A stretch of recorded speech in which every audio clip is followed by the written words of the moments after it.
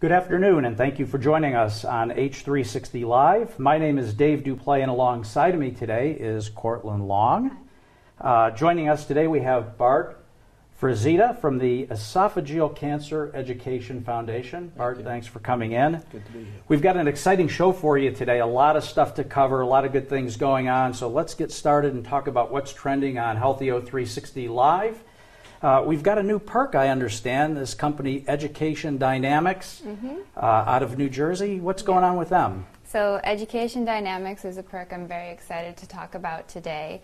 It is a company that is the proven leader in helping higher education institutions find and enroll students.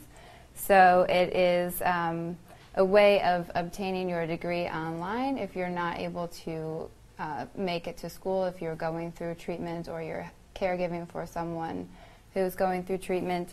They have some websites on their site called earnmydegree.com, gradschools.com, because, you know, education is a very important part of everyone's lives, and when you have a major illness or a loved one is sick, you're not always able to fulfill your degree. So this is a great opportunity we have for a lot of our members. And Bart, I know this is something that a lot of your people would love to hear about. Yeah, it's interesting in that usually an esophageal cancer illness can last anywhere from 6 to 8 months, maybe even a year. And if this was available to people who were in the process of looking for a higher degree, this would be an opportunity for them to get that information and take care of that and continue their work as they were ill. So it's all online? It's all online, and so you can find more information about it by going to healthyh360.com, navigating to our perks page, and you'll see their tile right there. Just click view this perk. That's fantastic. Excellent. So you can not only get an undergraduate degree, but it sounds like through graduatedegree.com you can earn an advanced degree. Yeah, yep. You can get your grad degree, undergrad, and I think they might have some specialty degrees as well. Oh, that's fantastic. Excellent. Yeah, great really, service. Really good. Brother John, we've got a member, Brother John, who's got a lot of videos on our site. I understand he's also an Our Human Spirit Award winner, and Brother John is an epileptic. Yes. Got that right? Yes, you are. So Brother John, he is a fantastic person on our site. He shares many of his stories about having epilepsy since about 18 months old was when he started experiencing seizures. And he is such a positive person on our site. His videos are super informative. He teaches everyone a lot about epilepsy and how to be compassionate, and that, epileptics are truly not different from everyone else. So just, remember that when you are, working alongside of, or you have someone in your life who has epilepsy, just be conscious of that and help them along. And so he has some very informative videos about this procedure called VNS. It's vagus nerve stimulation, and what it is, it's like a pacemaker type device that's implanted within your chest, and it has a cable, I think, that is up into your brain, and it delivers electrical shocks to your brain that help control the electrical impulses that cause seizures, and these can be set to about 3 to 5 minutes apiece, depending on the severity of your epilepsy and your doctor's diagnosis. So Brother John's been living with seizures since he's been about 18 months old, right? So yeah. He's lived with it his entire life. Brother John wears a helmet because these seizures, I think he really doesn't know when they're coming on. So right. Sometimes he'll find there's triggers and he'll know it's coming on and he can prepare himself. Other times, they just come on, and so he does wear a protective helmet to protect him from a fall. Brother John is married. I think his wife is also epileptic. I'm not 100% sure on that. Yeah, and they have a young son together as well, so he also has some very informative videos about talking to your children about epilepsy, or what can be expected during a seizure, what certain seizure triggers are. And in fact, some that Brother John goes through are stress, sleep deprivation, flashing lights, or some people are photosensitive, so they can't be around bright lights at all. They need to be in darker rooms. It sounds like he's taken on a major project, and I think he's become my new idol. No, he is so inspirational. He really is, and the videos that he produces, are just so educational, informative. And this, he has a video. I've seen it on his channel. He's got a YouTube channel, I think, called Brother John Speaks, and he's a great Christian, and he's got a strong faith. But he does have a video or two of when he was going in for this VNS surgery. And he has a video, he's in the hospital, he's in the bed. I think his wife is running the video camera. He's getting ready for surgery. And, and this is not an insignificant surgery by any means. I think they put this probe down into your brain in a certain place. And I know there's a lot of fantastic research. And I think you have to be awake for that, too. Do you? So. I'm not sure. Because they need to judge your reactions to things. Yeah, probably. But and then, of course, and then he goes in, he has the surgery. And then, of course, the first thing he's worried about when he comes out of surgery is get that video camera rolling and, let's talk about what I just went through and this video. So it's very informative. And I know there's some companies out there like, I think, Medtronics, that's really on the leading edge of research in some of these devices, these deep brain stimulation type devices that help control seizures. And I think he also has some on bullying. And he does. So I want to stress how brave Brother John is in putting all of these videos out there, because he touches on some very hard topics and topics that people often don't want to discuss. He has videos on his channel that actually show him having a seizure, so those can be difficult to watch, certainly, but he wants you to know, as a person, this is what you need to do in order to help someone who has epilepsy. He talks about his helmet all the time. I think he actually just got a new helmet, a hard case helmet. He also has videos about incontinence and adult diapers and unboxing those supplies and kind of going through that with everyone. So, he's really amazing, and his videos about anti-bullying are very important, and they're very informative, and he's just a really awesome guy. Amazing. Yeah, no, he is 100%, and he is the recipient of an Our Human Spirit Award winner, and well deserving of that. Very much so, yeah. Yeah. So April is, besides April being Esophageal Cancer Awareness Month, yes. Bart, did you know it is also April is Limb Loss Awareness Month? I found that out this morning. You found that out, right? Here on H360 Live, you learned something new.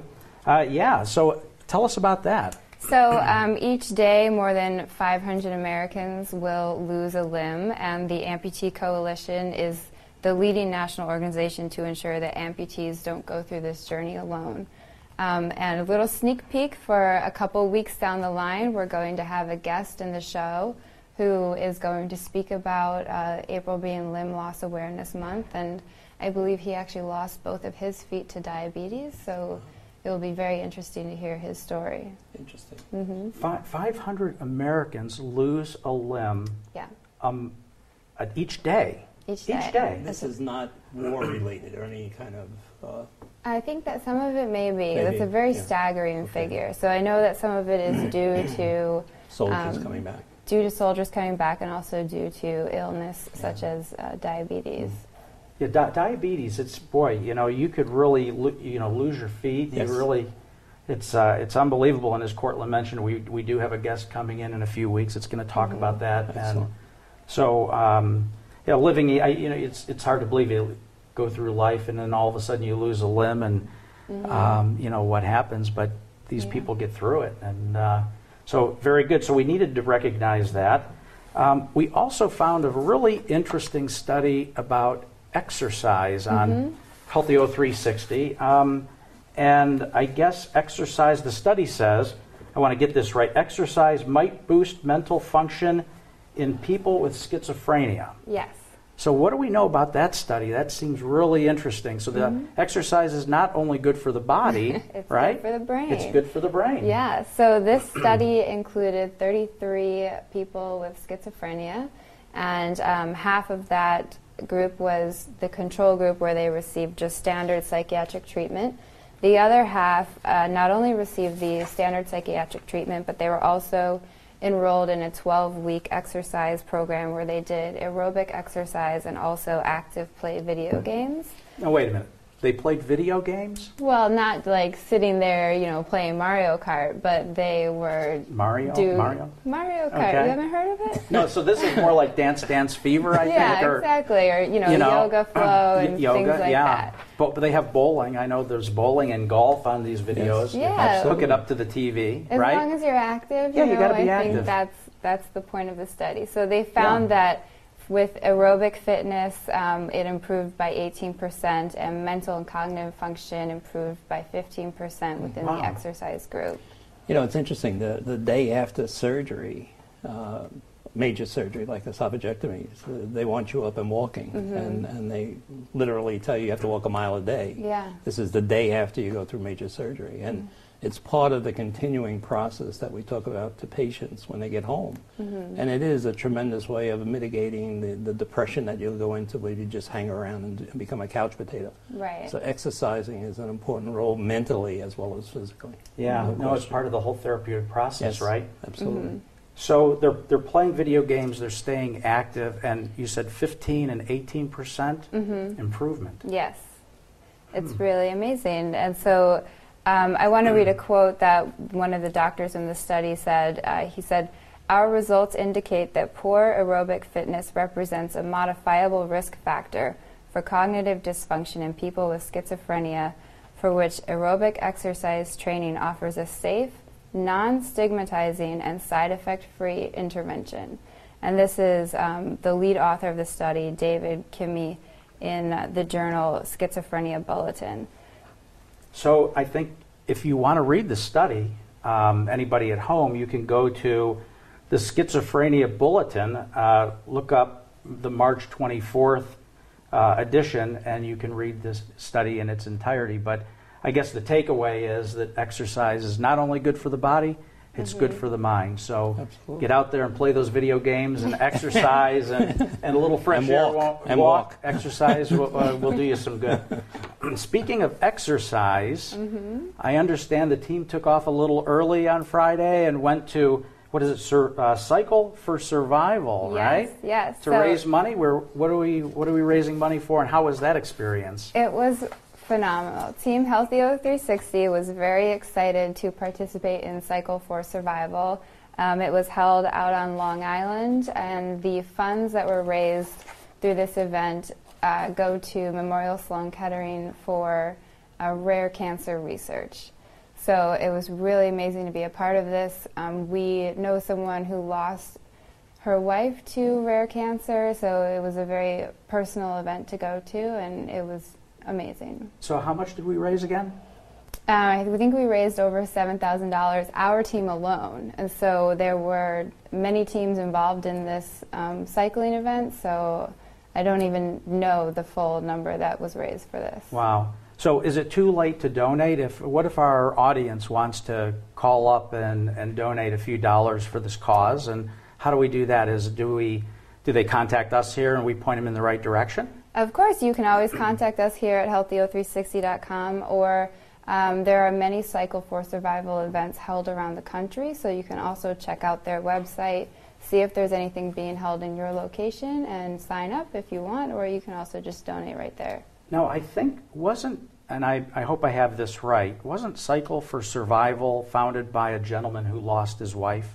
Yes, that's correct. Yeah. And I believe he lost her to a rare cancer as well. I'm not certain on the kind of. Yeah, but he's just out there doing some great things, and this thing is really spread. I mean, it's around the country. It's in every major city. Yep. And, as we learned from the last little tidbit, that exercise is not only good for the body, it's good for the mind. So get out there and participate in a Cycle for Survival and raise money for a good cause. And if anybody wants to donate after the fact, you can catch us here at healthy0360.com, and we'll put you in touch with the folks over at Cycle for Survival. And I'm sure it's a tax-deductible contribution. Sure it is. So it's going to a really great cause.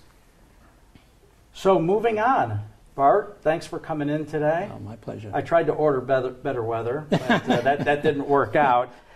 April is as I mentioned, Esophageal Cancer Awareness Month. Yes. And you've got an interesting story. You're not only the founder of the Esophageal Cancer Education Foundation, which I think the name kind of tells me a little bit about what it is, but you're also a survivor. And, you know, I was doing a little research before you came in last night, and it's just astonishing the numbers that I came across. And, you know, this year alone, there's an estimated 17,000 adults that will be diagnosed with esophageal cancer. The bad news is that there's about an 18% survival rate on the average after 5 years. Yes. So it's one of these diseases that so almost 17,000 cases are going to be diagnosed. Almost 16,000 deaths will occur due to this. And I found it interesting that the majority of those are men. And so we'll talk about that later, I'm sure. But I'd like to, you know, for our viewers' sake, I've gotten to know you a little bit before the show. But tell us about yourself and where you grew up, and kind of lead me through your story of your life and then your condition and now survivorship. Be happy to do that. Basically born in Brooklyn, New York, went to St. John's University, and two things of significance happened at St. John's. One, I was fortunate enough to have an athletic scholarship for baseball at St. John's, and the second was I met my wife at St. John's. We were freshmen together. We majored in accounting together. We went through the commerce school and got degrees as a Bachelor of Business Administration degrees. We were engaged in our senior year and got married in October after graduation. And we just last year celebrated 51 years of marriage, which I'm happy about. Yes. We were fortunate enough to have two beautiful girls who are now married to two great guys. And they've given us 7 grandchildren, one of which got married last July at 25. So very happy with how that side of the house has literally developed. And when I think of the time frame of this cancer and my family, we were 2 grandchildren short when we were diagnosed. So having seen them and experienced them, and Easter yesterday, Sunday, we were all together, and it kind of brought back a lot of good things, and I thank God for being there. From a business point of view, I'll fast forward to January of 1999. I was vice chairman and CEO of Chiltington International. It's an insurance and reinsurance consulting firm. I was head of the U.S. operation, and we had operations across the country. And in January, I decided that at the end of 1999, I was going to retire. And being a good planner, my sense was if I worked only 3 days a week during 1999, those other 2 days would give me a sense of what I would do when I retired. It was an interesting part because my whole life has been one of planning. I always tend to plan. Matter of fact, Dr. Schuler, who just recently died of esophageal cancer, an evangelist from California, one of his sayings was, "Those who fail to plan to fail." And I kind of locked into that saying, and it kind of ran my business life. I tried to run in my personal life too, but it didn't always work. So through the whole year, nothing was coming up as being significant enough for me to do after retirement. I played golf, and I knew I'd play more golf, but I just couldn't see myself playing golf 5 days a week. It just wasn't going to happen. So in November, we were over in Germany at our annual partners meeting, and we're at a big table, 18 people sitting on a round table. And we had a piece of dinner and a piece of steak, and it got stuck in my esophagus. And the pain was intense, and I jumped up from the table, and just as I jumped up, that piece of meat cleared, and the pain went away instantly. And everybody around the table was looking at me saying, "What happened? What happened?" I said, "No, I'm okay, nothing's wrong, I'm okay." So I was careful to make sure I chewed my food well the rest of the trip. And when we got back to the States, I was out to lunch with a client, and I had a hamburger. And the same thing happened. I said, oh, something's wrong. So I contacted my doctor, and she arranged for an upper GI series to be performed. So following a couple days later, I went for that. Went home after it, and was sitting at home when I got a phone call from her saying, are you sitting down? And I said, no, why should I be sitting down? He says, because you have cancer. I said, cancer? Cancer of what? She said, the esophagus. I said, how could you have cancer in a tube? She said, well, you do. You have cancer. And she said, he said, what, have you had heartburn? I said, I've had heartburn my whole entire life. Mm-hmm. She says, heartburn caused your esophageal cancer. I said, say that again. Heartburn caused my esophageal cancer? She said, yes. So I said, where do we go from here? She said, well, I want to have an endoscope done. I've got a gastroenterologist lined up to do it. He's going on vacation, but he said he would do it tomorrow, so he can get over to the hospital and get it done. We did. He confirmed it. I said to him, where do we go from here? He said, you have to find yourself a surgeon. I said, well, do you have any recommendations? He said, no. No? He said, no. I said, how rare is this that here a gastroenterologist can't give me a recommendation for a surgeon to do this? That'd be the first place I would go for a recommendation. Exactly. Yeah. Exactly. So I immediately got on the phone and spoke to a couple of executives at Johnson & Johnson and Merrill Lynch and asked them to ask their doctors, their medical staff, that if they had someone that had esophageal cancer, what institution would they recommend?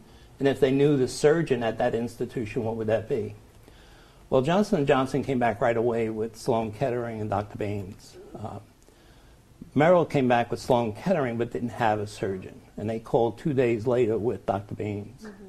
In addition to that, my sister-in-law stayed close to a surgeon who took care of my father-in-law at Sloan, and she contacted him, and he said Dr. Baines as well. So it was fairly evident that's where we were going to go. Dr. Baines sounds like the guy. Right. So we went to see him, and he looked at my CAT scans, and Dr. Baines is a very professional doctor, excellent at what he does.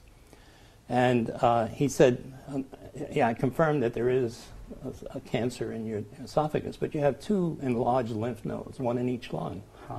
They're not showing up as cancerous, but before we do anything, I want to go in and take the lymph node out that's closest to the esophagus side, the cancer side of the esophagus. So he went in and he did that, came back, it was negative. So then he said, okay, it's negative, then we can start the process. And I said, well, what's the process? He said, well, we're going to do chemo, radiation, and surgery. He says, the good news is that you are capable of having that. Even though you have a stage 3 tumor, we can do chemo, we can do radiation and surgery. So the chemo, the stages range from 1 to 4, right? 1 to 4. And you're stage 3. 3, yeah. Stage 4 is really the last stage on the list, and it's metastasis stage where cancer has moved to other organs, and they wouldn't do surgery if you were stage 4 because of these other cancer situations. So they would look to hopefully eliminate those other cancer situations, and then you become a surgical candidate. So what are stages 1 through 3? One is varying sizes of tumors in various locations. If it goes through the wall of the esophagus, it could be stage 3. If it's not quite through the wall, it's stage 2. 1 is the earliest stage. Mm-hmm. Some of these stages, now at 0 stage or 1 stage, they may even be able nowadays to take that out endoscopically. Okay. So that's another alternative that's available today that wasn't available 14 years ago. Mm-hmm. So basically, he said the chemo that we'll put you through is 24 hours a day, 5 days a week for 6 weeks. That sounds very intense. It's an intense. Yeah. And then radiation, 28 continuous treatments daily. On top of that? On top of the chemo, every day for 28 days of that 6-week period. Wow. He said, we'll let you rest for 2 months, and then we'll do a surgery. And the surgery will be about 6-hour surgery because one of the things they wanted to do was to go into the other lung and take out that other lymph node. Mm. The surgery is basically major surgery in which they in my case, took out 2/3 of my esophagus and 1/3 of my stomach and pulled the remaining part of my stomach. They formed it into like a tube, pull it up and attach it to the remaining part of my esophagus. Okay. So they go in through the front? They actually make 2 incisions. Well, there's different ways to do it today. They have minimally invasive. They have robotic surgeries today, but back then it was the old Ivor Lewis procedure, which is they made a major incision that went from your belly button up to your chest bone, and then an incision under your right arm that went to the middle of your back. Wow. Okay, and they didn't break any bones, but they spread your ribs, they collapse the lung, they do all kinds of things. But it is major surgery. Huh. So how much of your stomach again was removed? 1/3. 1/3. And they draw the stomach up and connect it to the piece of the esophagus that still remains. So my stomach starts in the middle of my chest. That proved to be an interesting side effect because effectively when you eat, your stomach gets filled, your lungs get depressed because there isn't enough room in your chest cavity for your heart, your lungs, and your liver and heart, lung, and stomach to survive all together. So you wind up eating smaller meals because it's probably better for you. But obviously that food does make it down to your stomach. Yes. Well, it's right here. and does that not put strain on where the stomach is attached to the esophagus? Well, that's one of the problems that they have post-surgery. One of the problems that they monitor very closely is leaks. When they make that connection, the key is to find the best blood-circulated tissue that they can use to make that connection. I see. Okay. And nowadays, they prevent you from eating or putting anything down your esophagus for a lengthy period of time. It could be a month. And they'll feed you intravenously or they'll feed you through a feeding tube. Okay, but during my time, there was no feeding tube. I see. And we ate right away. So, but getting back to the story, after going through the chemo, going through the radiation, and going through the surgery, the bad effect, if there is one, basically, is that my chance of surviving 5 years was a 5 to 10% level. Wow. So even after doing all of what I just mentioned, I had a 5 to 10% chance of living 5 years. And why is that chance so low? Well, because of the complications that exist, because of what they put your body through with the chemo and the radiation and the major surgery. Some people can't handle it. The recurrence rate is significant. Okay, so that you try and do as much as you can to mitigate that. And we got involved with Dr. Dang, which was integrated medicine, and got supplements. And the idea being that he said, like one of the mushroom supplements that I was taking was that when your cells break apart, they can break apart as regular cells or irregular cells. Hopefully with this type of supplement, that more would break away as regular cells. So effectively, we went through it all, went through the surgery, had no side effects from the chemo and the radiation treatment, was in the hospital just 10 days, and the period was usually 10 to 14 days, but I was in there 10 days. Got home, and my wife and I sat down and said, how do we say thank you to what they did? How do we give something back?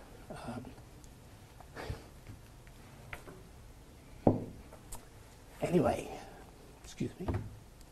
So we talked to Dr. Baines, and he mentioned the patient-to-patient program at Sloan Kettering. In that program, patients who have been through a cancer come back and walk the journey with patients who had that cancer. So went through the training very effectively, HIPAA and all of the good things that go along with that, and started seeing patients in the hospital post-surgery. What was the first patient experience like when you're back in and you're cancer-free? Initially, they gave me a guardian, I'll call him, okay, who was a head and neck survivor. So we went to his floor in the hospital, and I was told I'm a patient advocate. I'm part of the patient-to-patient program, but I'm an esophageal cancer survivor. I'm just here to observe. So you were shadowing him. Yeah, exactly. Okay. And if I thought esophageal cancer was bad, head and neck is much more difficult. But anyway, so we did that. And then eventually got to see my own patients. And it's a listening ministry. You're really listening to the people. You're sharing your story. You're not trying to tell them, well, you ought to try this, and you ought to see that, and you ought to do this. you're really sharing what you went through, Yeah. but it's a listening ministry. Yeah. Okay. Now, does So- your wife get involved in this? I mean, I would imagine she was a big part of your... She was a major part of this. Yeah. I mean, effectively, it's an emotional part. But Yeah. she was the strength behind it all. Every time that I felt weak or losing it, she would say, I have a good feeling about this. Yeah. You're going to make it through. Yeah. And that would be the strength to continue on. I'm sorry about this. No. But anyway, so yes, I mean, a major role all the way through the entire process. I wouldn't be here if it wasn't for her. Yeah. I really believe that. Her and God played a role. Matter of fact, at one point, I came up with a saying that said, God sits on my right shoulder, and there's nothing that he and I together can't handle. Yeah. And that was So kind true. of a major thrust through every Yeah. CAT scan, every endoscope that I went through. So now then you go out and you write books and you're a patient advocate. yeah. And so tell me, the first book is, as I understand it, is like 100 questions and answers for somebody who's newly diagnosed, right? Well, Dr. Baines initially had said, after we had done the patient-to-patient volunteer program, he was saying that, I said to him, I said, what else can we do? And he said, well, you know, the information that people are getting off the internet is so poor, we ought to really try and give them something. So we talked about doing a book, and 100 questions and answers was what we thought about. And it was ironic because I had called Jones and Bartlett 2 days before they were going to call us to ask about, they're a publisher, because they do the 100 question and answer book about other cancers. Oh, I see. So in talking to the gentleman who was our salesperson, I said, you know, one of the thoughts I had was if we get the 100 questions and answered from a medical perspective, but there are questions that are being asked that have potentially a patient perspective response. Right. What do you think of me providing that response? He goes, I think that would be great. Yeah. So that's effectively what we've done. And we've gone through 2 editions of that book, and I think we've sold over 10,000 copies of that book. And where does someone who's newly diagnosed get this book? You can go to any bookstore. Jones and Bartlett is the publishing firm. You can use my name as one of the authors because they did show us on the inside cover of it as one of the authors. So we did that, and then further to that, we talked about, again, Dr. Baines, who was my leader in all of this. We talked about producing a CD-ROM for the patients, and actually that book, the 100 Questions and Answers book, and this CD-ROM was given to all of the patients when they were newly coming in as diagnosed patients. They would get both of those. Oh, wow. Fantastic, right? Yeah, that's a nice care package. Yeah. When we talked to the people at Sloan, they had put a price tag on that of $75,000. And we said, okay, no problem, we'll take that on, because we had the contacts with Johnson & Johnson and Merrill Lynch. We felt that they would be a major contributor, plus other companies that we knew. We felt no problem making that number. So we went to Sloan corporate side and started talking to them about it, and they said, well, who you plan to approach? Because this was now a Sloan project. It wasn't a separate entity project. It was Sloan's project. And I politely said to them, you know, well, we think we want to approach Johnson & Johnson and Merrill Lynch, and I gave them about 4 or 5 other companies, and they said, you can't approach those 2 companies. I said, well, why not? He said, well, we have proposals in front of them for this major hole in the wall, which now is a building on 68th Street, and we don't want you muddying up those proposals by putting your little thing in here. So I said, well, we had hoped that would be where most of the money would come from. And they said, well, if you created a separate entity and went after them, we couldn't do anything about that. So that's how the Esophageal Cancer Education Foundation got created. We needed to create this entity. Real-time problem solving, right? Where there's a will, there's a way. Right. Good planning. Yeah, right. Good. Getting back to the planning. Exactly. Part, I'm not sure. Yeah. I don't know. So anyway, my wife and I, sat down and we put this together, and we had the help of Dominic Carone. Dominic was a patient who I had seen prior to surgery, saw him after surgery, lived in Freehold, New Jersey, which is the next town. And we would have dinner every Friday with he and his wife. We'd meet at a local Italian restaurant and have dinner together, and it was a good relationship. We enjoyed being with them. Well, he helped create the website for us, okay? And about a year after his surgery, he developed a recurrence. And he didn't want to die at home, so they wound up going up to Calgary Hospital in the Bronx. And we went up to see him a couple of times, but the last time we went up to see him, he said, I've spoken to the doctor at Merrill Lynch, and he wants to help you, so make sure you contact him. He must have said that 3 or 4 times while we were there that last. I said, Dominic, I will contact him. I will contact him. He says, I'm not going to be here to remind you, so you need to contact him. I said, I will. Dominic died. About a week later, I called the doctor over there. And he said, yeah, come on in, let's talk. So I went in. He says, how can I help the most? I said, well, we have the CD-ROM project at hand. I said, we've raised $25,000.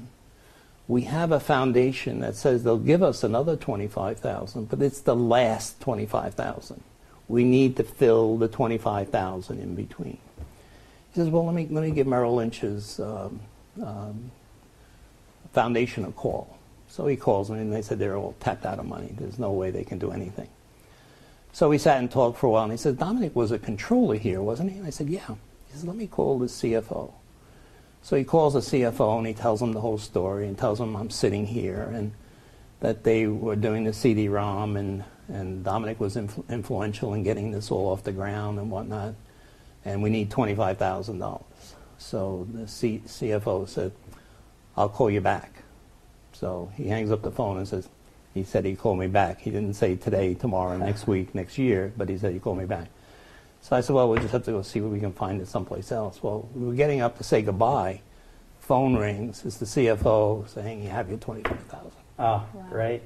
So we were able to do that. So now we can find the Esophageal Cancer Education Foundation at www.fightec.org. Is that right? Yes.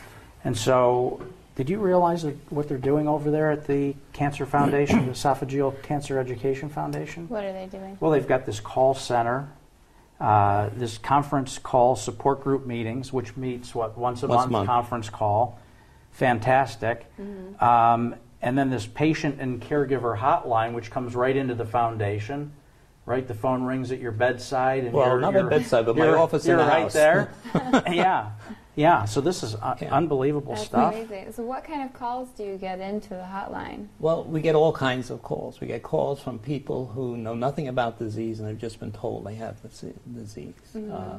We get patients calling that have quality of life questions. If they have medical questions, we tell them we can't respond to those medical questions. You need to go to a doctor to get those. Right. But if they have eating situations that they have a problem with, or they have sleeping problems, or not exercising, I mean, you can literally sort out what they're talking about and why, and explain to them why you think what they have needs to be corrected by doing this.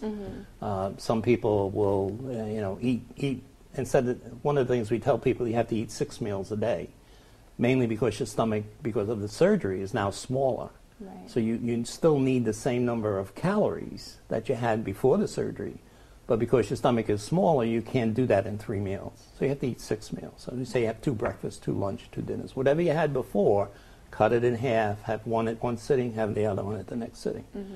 Some people don't pay attention to that. So they'll try and eat more at one sitting, and one of the bad parts of the surgery is that they take the sphincter valve, which is on top of your stomach, out. And there's nothing to replace it. So if you lay flat in bed, literally your stomach is higher than your neck or your throat. So anything there will roll up, and you could aspirate that. And bad things can happen when you aspirate something. So we tell them they have to raise their head about 25, 30 degrees so that the gravity keeps everything down in the stomach. Well, some people don't know that. Okay, so they keep saying, I keep getting this acid reflux at night. I don't know what to do. Prop up your bed a little bit, that type of thing. Is there a reason that they can't put that sphincter muscle right back in? Take your... It wouldn't work. No. It wouldn't work. But it's interesting, and as an aside, as I mentioned it earlier, we're talking to a regenerative company that's looking at using plastic esophagus, putting that in the stem cells of the patient, So the stem cells find their way to build around that plastic esophagus and using that as a replacement instead of major surgery. But that's really very early in the process. We have a meeting next week, I believe, with Sloan Kettering and this regenerative company just to talk about what that is all about. So it's a way off, but that's certainly a thing. But let me tell you a little bit just quickly about the mission statement for the foundation. Yeah, please. Effectively, it's 3 parts. To make people aware and educate the public about esophageal cancer. We have a video that just has been produced, professionally produced, that has received all kinds of applause by people that have seen it. Our goal is to get that video put out to the world. Is this your Break the Silence video? Yes. Yeah, I've seen it. It's a good video. Yes. Actually, we got the money from New Jersey Wireless Association to do that.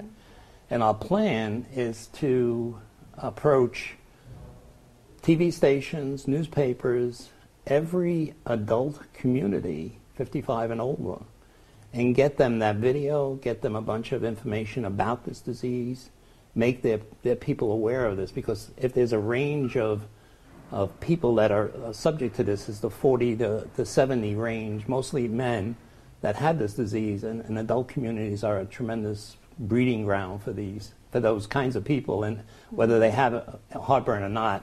Heartburn is the major cause of this disease. I mean, it really is. And if you look at the stages of heartburn, you go from heartburn to acid reflux to GERD, which is gastroesophageal cancer, esophageal acid reflux.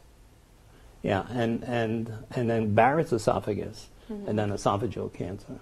Okay, so those are the stages in this. The second thing that we do is to basically what this card says, to support patients who have this disease. And we have 3 things, as Dave mentioned. A conference call support group meets monthly by conference call. We have people from all over the country calling in on 8 o'clock on a Wednesday night, once a month. And occasionally we'll have someone from our medical advisory committee, and that committee is made up of Dr. Baines, Dr. Ilson, Dr. Gertis, Dr. Park, all from Sloan Kettering, Dr. Carpe from Hackensack, Dr. Flores from Mount Sinai, and Dr. Cook from UC Davis out in California. Surgeons, oncologists, and gastroenterologists, that's what makes up our medical advisory committee. And what we've asked them to do is if they would participate in 1 meeting a year for each of them. And basically what they do is just listen into the meeting and answer any questions that the patients have from a medical perspective or from a procedure point of view. Like one of the questions that has come up is when they do the surgery, they cut the sphincter valve, cut the vagus nerve. And the vagus nerve is one of the major acid-producing nerves in your stomach.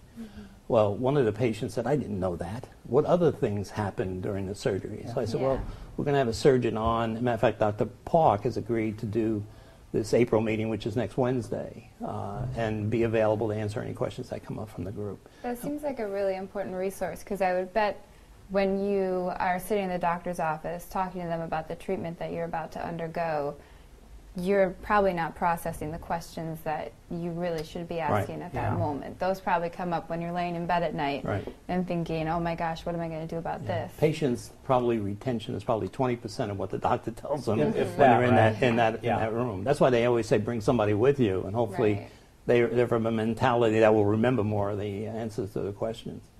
But the third phase of the third mission statement is to support research projects that will lead to an early detection of this disease. And we don't advertise. We have no expenses of anything. We have no employees. We have no rent that we pay. As I said, we have an office in my house that we use. We don't even write off the office from a business point of view. But basically, we've raised over $400,000 now for research. So we're happy with that. And we get donations from 37 of the United States, and that's just through the website and through things like this. Well, Bart, that's a fantastic story, and you're doing a wonderful job and a great service. I know you've won all kind of Lifetime Achievement Awards, and you've been on TV, and you're here in our studio. This isn't a Lifetime Achievement Award, but we've got some swag for you. You can take this home. I know you've got more grandchildren than 2, so I'm going to give you some more on your way out. Okay. You can help promote the cause. But thanks Thank you. a lot for coming in and everything that you're doing to promote awareness. And it's a good point. If you have acid reflux, if you have heartburn, go get it checked out, right? It's one of these things we learned last week on Healthio360 on H360 Live with Dr. Tom Weber. You're 50, you go get a colonoscopy. If you have heartburn, go get it checked out, right? Taking Tums and Rolaids, and that just masks it. And you got to really get to the symptom and find out what the cause is. Well, one last thing. I often say God has a sense of humor. And when I think of the planning process, and I think, well, what would I have said if God said to me, we want to have you have this terrible disease, that you have a poor chance of surviving. We want you to talk to at least 1,000 patients about it. We want you to form a foundation. We want you to get involved and help people save lives. And I often say, if he had said that to me, would I have said yes back in 1999? Yeah. He probably said no, but that's I'm what working happened. on my golf game. Right? But that's what happened, right? But that's what happened. Well, thanks for coming in. I really do appreciate it. Thank And you. that's our show for this week. I'd like to thank our guest, Bart, for coming in from the Esophageal Cancer Education Foundation. Thanks for joining us. I'd like to thank the viewership and the members at home for joining and tuning in, listening to this. Remember, all of our episodes can be found at www.healthio360.com. Remember to use the hashtag #RealStories when you're going on Facebook, Instagram, Twitter, or Pinterest, right? We're on social media as well. So on behalf of my co-host Cortland Long and everyone at Healthio360, thank you for joining us, and we look forward to seeing you again next week. The views and opinions expressed in this broadcast are those solely of the Healthio360 hosts and our guests for this broadcast. These views and opinions do not in any way reflect the views and opinions of our sponsors, advertisers, or other organizations on Healthio360, including our community members.